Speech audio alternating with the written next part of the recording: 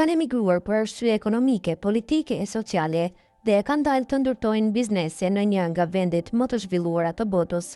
Në Amerikë, pavarësisht se çfarë sfidesh kanë kaluar në jetën e tyre personale, profesionale, me bizneset e tyre kanë krijuar një emër dhe kanë ngritur lart imazhin e vendlindjes së tyre, shkruan Business Magazine. Ja disa nga bizneset dhe biznesmenët shqiptarë në Amerikë që kanë qenë shumë të suksesshëm në tokën e ëndrave. Familja Bajrami, Desert Sedan Limo, quhet kompania e familjes Bajrami nga Kosova, që prej 15 vitesh operojnë me një biznes automjetesh luksoze me qëra në Amerikë. Kjo kompani ka në përmësi 450 automjete dhe 230 të punësuar. Desert Sedan Limo ofron shërbime për klientë të ndryshëm përmes transportit me limuzin, transportit me autobus, me sedan e tjerë. Shërbimi i kësaj kompanie ofrohet edhe në Arizonë.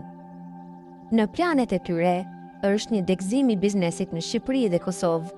Puna plani i ri sapo ka filluar, ata besojnë se brenda 3 vitesh do të jenë të pranishëm edhe në trojet shqiptare. Gëzim Gashi ka ndëruar gjithmonë të jetë sipërmarrës dhe në fakt ja ka dalë. Ai është shqiptari i cili njihet në Suedi për industrinë e ri të arteve dhe inovacionit.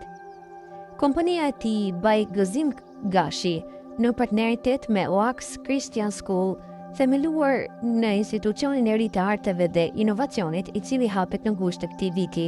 Kjo sipërmarrje do të përfshijë deg studimi si songwriter, music production, film, marketing, menaxhim, mark, art vizual, teatr, vetëm për studentët e shkollave të mesme. Gjergji Dullapi, quhet shqiptari që ka hapur në Amerikë biznesin e quajtur Cafe Chocolate. Kafeneja është një gërshetimi çokoladave dhe express bar. Ai gjendet afër shtëpisë së barit në kryeqytetin amerikan, por mbi gjitha në një zonë të shquar për qendrën akademike, institute studimesh, qendra të veprimtarive diplomatike, muzeume e tjerë. Coffee Chocolate gjendet në adresën 1423 Street, Washington DC 20005. Silvana Qumani ka ngritur klinikën e saj dentare në Amerikë. Në vitin 2005, hapi klinikën e saj dentare në Southfield. Në fillim punon të 2 ditë në klinikën e saj dhe 3 ditë në një klinik tjetër. Ajo ka rreth 30 të punësuar, 12 prej të cilëve shqiptar. Sot qendra e saj mjekësore Silvana Qumani ka një emër të nderuar tani më jo vetëm midis shqiptarëve, por e mosëmiri dhe mes amerikanëve. Raporti i klientëve ka ndryshuar, ku shqiptarët zonë më pak se 30% të tyre. Klinika është e pajisur me aparatura të kohës për kontrollin panoramik, tridimensional. Çdo gjë është e digitalizuar dhe e kompjuterizuar. Jani Boro ka punuar bretar në institucionet shtetërore dhe në ndërrimin e sistemit. Në Amerikë shkoi fal një lotarie dhe në vitin 2008 bashkë me gruan e 2 djemt u vendosën në qytetin e Rochester, në shtetin e New Yorkut.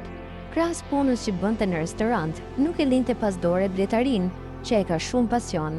Në bisedat me shokët e miqt, arriti të siguronte blet qysh vitin e parë që mbërriti në Amerikë. Sot ka mbi 30 koshere.